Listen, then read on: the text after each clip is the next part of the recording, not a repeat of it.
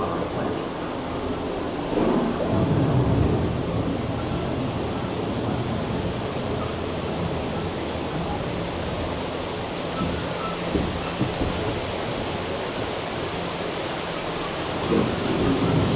One of those living systems is the rainforest, home to the most amazing concentration of life on our planet. These dense, beautiful forests cover only a tiny portion of the Earth's surface, but they contain more than possible to mankind. Rainforests are also extremely rich in structured living forests, providing us with oxygen, food, medicine, and other elements essential to our lives.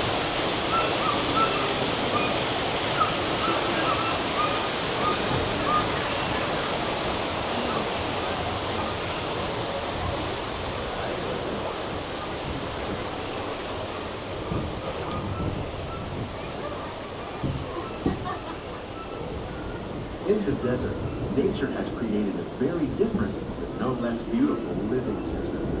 And while this arid landscape may seem lifeless, it is very much alive. The plants and animals that have learned to survive in these harsh conditions make use of what little water they can find and avoid the scorching rays of the relentless sun.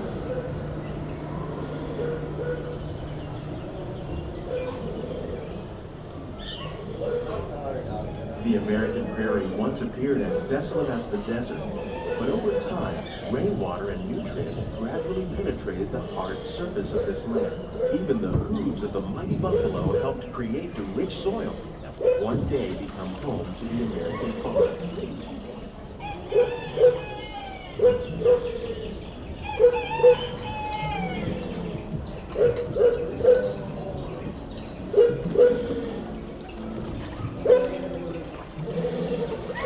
Of all the forces at work on the land, humans have had one of the most profound effects. The need to produce food for a growing world led to the enormous use and sometimes overuse of the land. In our search for more efficient ways to grow food, we often fail to realize the impact of our methods.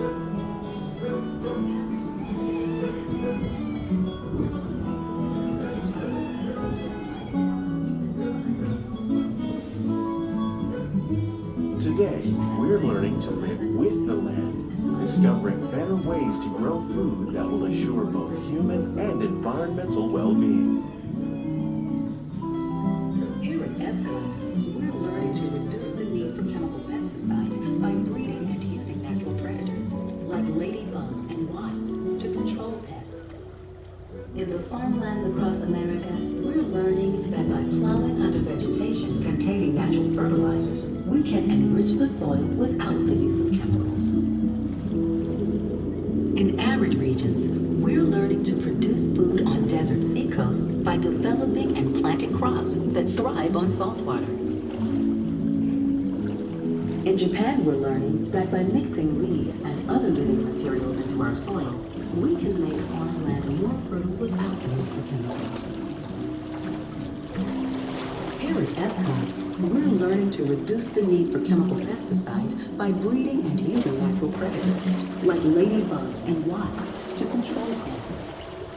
In the farmlands across America, we're learning to control plowing and vegetation containing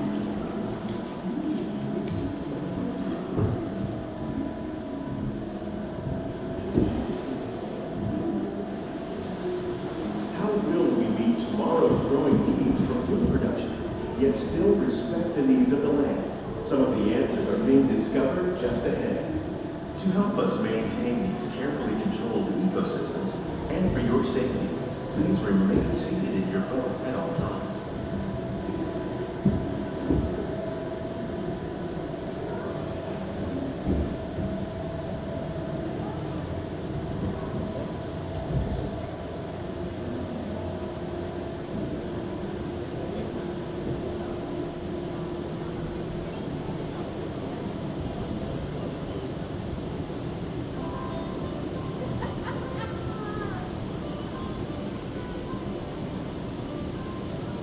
Welcome to our Glimmering greenhouses, where scientists from EPCOT and the U.S. Department of Agriculture illuminate the wondrous gifts we receive from the land.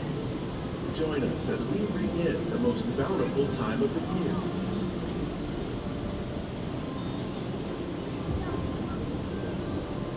For some, it's difficult to imagine the holidays without winter and snow, but one of the most important holiday crops actually grows in the tropics.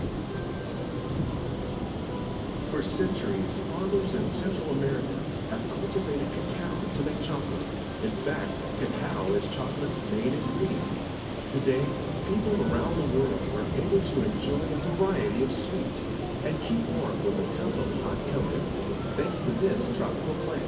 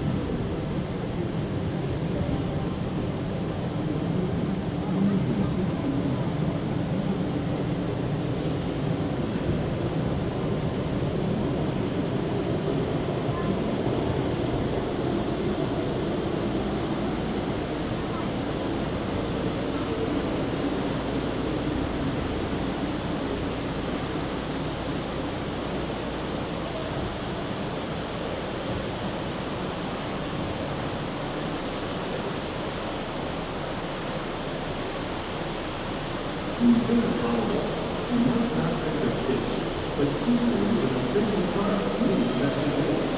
In parts of Southern Italy, family and friends gather once a year to celebrate the opportunity of the 7th seafood day. Tilapia, bass, and shrimp, like the one raised here, using our sustainable water systems, make up just some of the dishes served during this great meal. Today, in the United States, the tradition is known as the Feast of the Seven Fishes.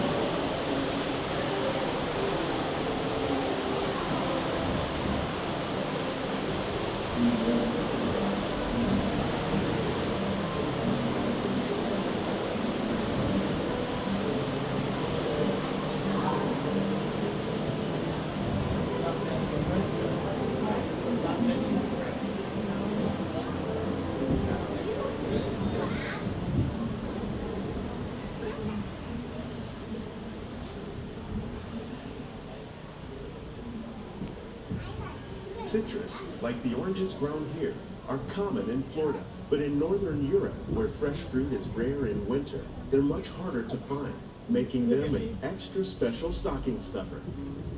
During Chinese New Year, these vibrant fruits are given as gifts of good fortune.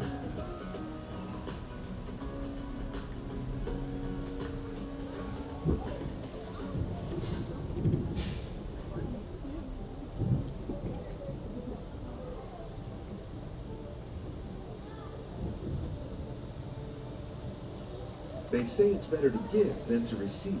And in this greenhouse, we're celebrating the holidays by giving back to the land using innovative farming techniques.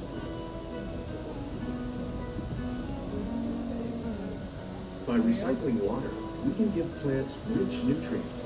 By giving plants ladybugs, we're able to control pests and reduce the need for pesticides. And by growing ground plants vertically, we give them better protection from disease.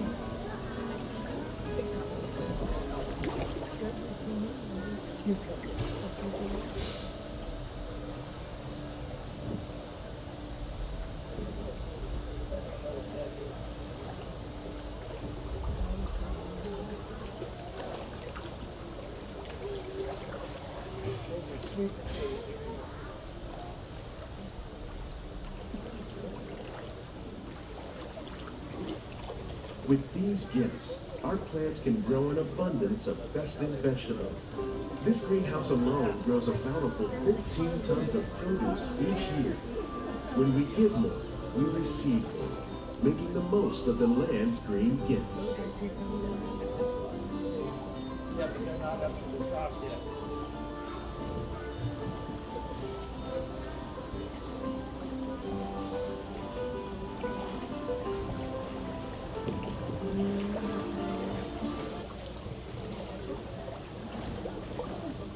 Many of the plants you see here help spice up the holidays.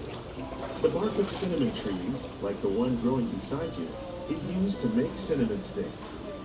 Do you like eggnog? You can thank nutmeg for its signature taste. Other spices, like ginger and vanilla, add flavor to a variety of holiday cookies, cakes, and other delights. By cultivating these festive plants with care and good cheer, EPCOT scientists are able to celebrate the holidays with the land's many gifts.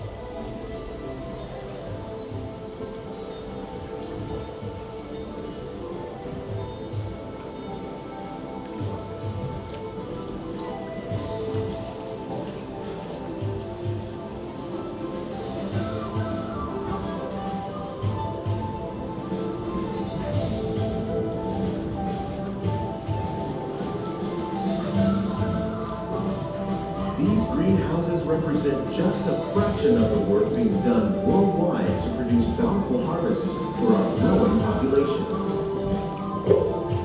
Scientists, farmers, and even backyard gardeners are doing their part to improve the quantity and quality of foods that we all rely upon. Together, we can continue to find more ways to increase food production and protect our precious natural environment. Only then will we truly be living with the land.